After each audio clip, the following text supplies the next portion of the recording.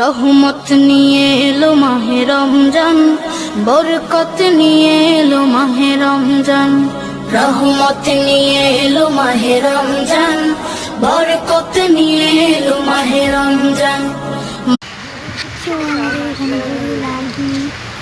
আমাদের ছোটো একটা গরু নিয়েছি আর একটা বড়ো,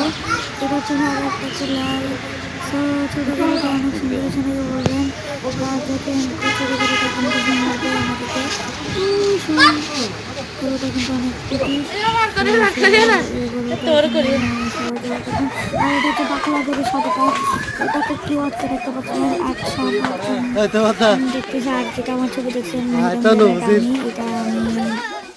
তো এখানের মধ্যে গরুটা 7-8 ঘন্টা তো মানে আর যেটা আমার ইউটিউব চ্যানেল আমাকে দেখছেন আমি